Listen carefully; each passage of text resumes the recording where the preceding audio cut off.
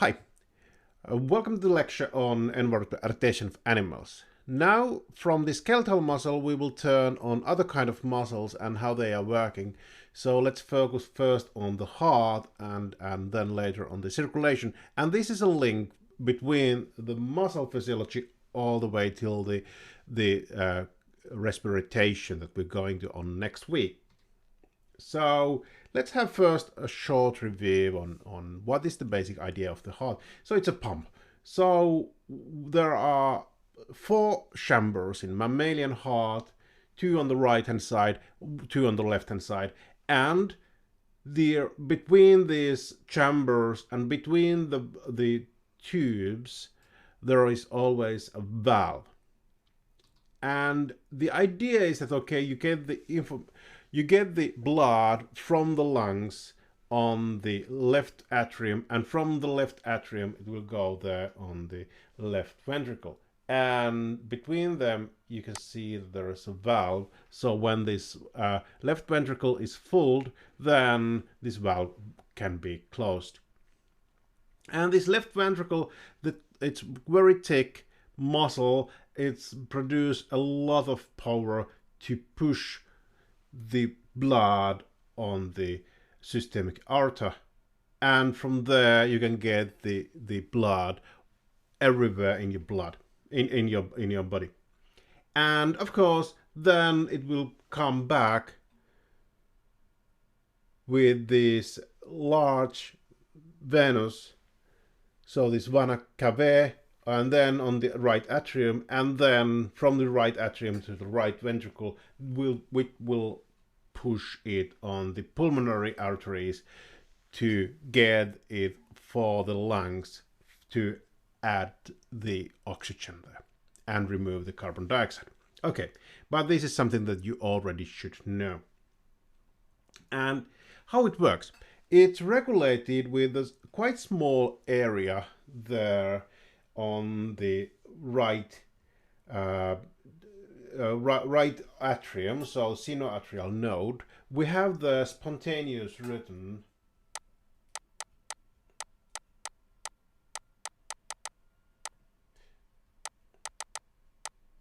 So these are keeping the rhythm even when we are if we isolate the heart from the animal, it will still continue beating. And there is a spontaneous rhythm, spontaneous depolarization, repolarization, depolarization, etc. And this depolarization is spread from the sinoatrial node to all the way on the atrial tissue. And when all these atrial cells will depolarize at the same time, we can see that there is a hump in the electrocardiogram. And from this depolarization will propagate not only on the atrium, but it will also affect on the IV node, so atrioventricular node. So there are cells that are transporting this depolarization signal to ventricle, but it will have slower velocity. So it will depolarize the next cell and next cell and next cell quite slow. So therefore, over here, the atrial tissue is still depolarized, and after the depolarization, quite soon, there will be also the contraction. And that will, of course, get the atrium smaller and push the blood on the ventral. And when this depolarization gets on the over here in the end of the ventricle, it will spread there. So we have this atrioventricular bundle, and it will spread on the all the way on the ventricle, and the atrial tissue, meanwhile, it's now repolarized. So the action potential is ended, and that will of course limit the excitation contraction coupling. So now the calcium is going back in these atrial cells in these intracellular storages, and that will stop the contraction. But at the same time, in the ventricle, now all these ventricle cells are depolarized, and because they are linked to each other, so all these cells will practically depolarize at the same time, because we have these gap junctions.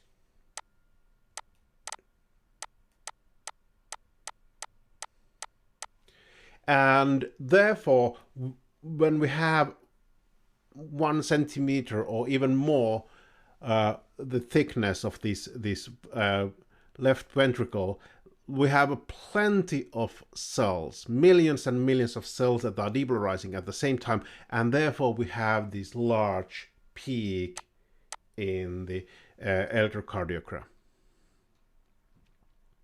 And it's depolarized, and of course, after the depolarization, there will be the contraction because there is release of calcium and etc. And then, of course, the action potential will sooner or later will also end in the ventricle. It can happen perhaps within 100 milliseconds or whatever. And so the action potential here in the ventricle, it starts here and ends here.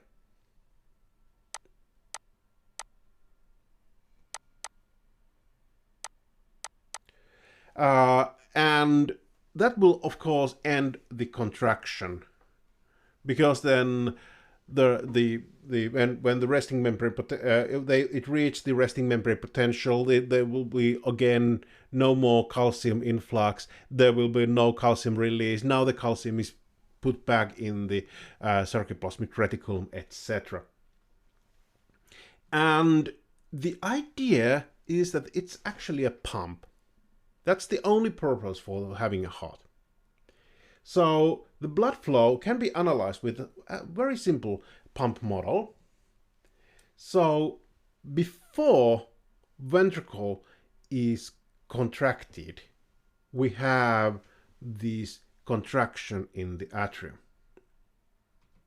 And when this atrium is on the systole, so the blood will flow from the atrium to the ventricle. And because why it's doing it, because the atrial pressure is higher. The red line is above the blue line. So the pressure in atrium is higher than in the pressure in ventricle. So that's why it's going from the atrium to ventricle. And on the right hand side we can see several different other parameters. We have these valves. So the valve between the atrium and ventricle, that's open, but then this aortic valve is closed. And then we have the blood volume. So how much blood we have in the ventricle. That's very high because it's coming from the atrium. And then it's not flowing to aorta at all. We can see it over here. And when the ventricle is depolarized, it will contract, and that cause a high pressure, because all these valves are now closed. There is no release of blood in the beginning, and that will increase the blood pressure in the ventricle drastically. There is no change in the how much blood we have there because there's no flow. And when we open this valve to aorta, of course, when we have high pressure in the ventricle, then the blood will flow from the ventricle to aorta when we open this valve. And that will affect that, okay, now the blood is flowing maybe 500 milliliters per second. And at the same time, the volume of the ventricle is decreased. And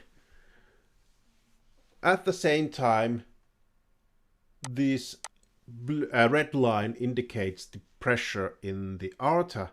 It will increase with a certain delay during this systole. So it will have the maximum a little bit later than the maximum blood pressure in the ventricle. And then, in the end of this action potential in the ventricle, actually the blood pressure in the aorta is higher. This is smaller than the red one. So that means that, okay, then the pressure itself is not pushing blood from the ventricle to aorta. It actually should be pushing back. But as you can see, then that, okay, the blood flow is keysed, but it's still a little bit positive. We will discuss that a little bit later. And the idea is that, okay, when we are closing these valves, of course, then it's not going backward. And in the end, so before getting the next, we are opening this atrioventricular valve, and because now the atrium is contracting a little bit later, we will get again more blood. That all the blood that was remaining in the atrium, flows on the ventricle. So we are starting the refilling already before having the atrium contraction. Okay.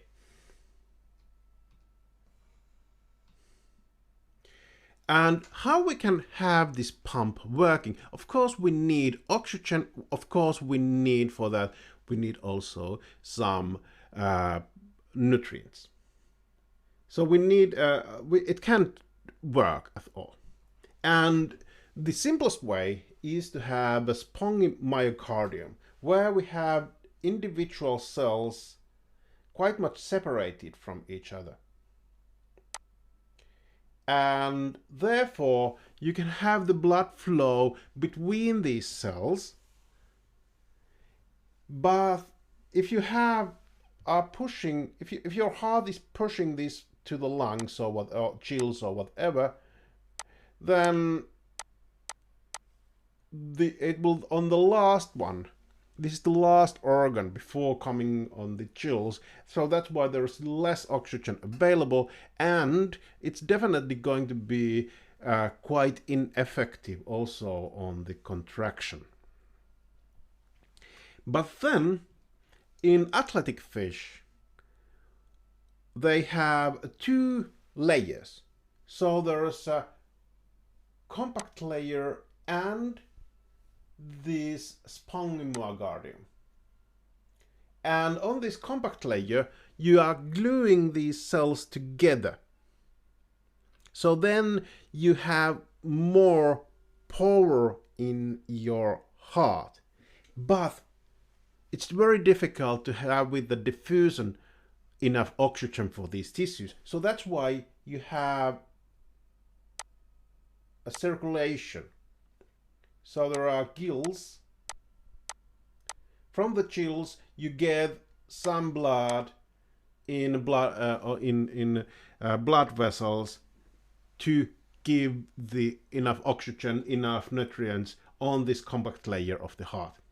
And that's why it's working in athletic fish like trout and some sharks, etc.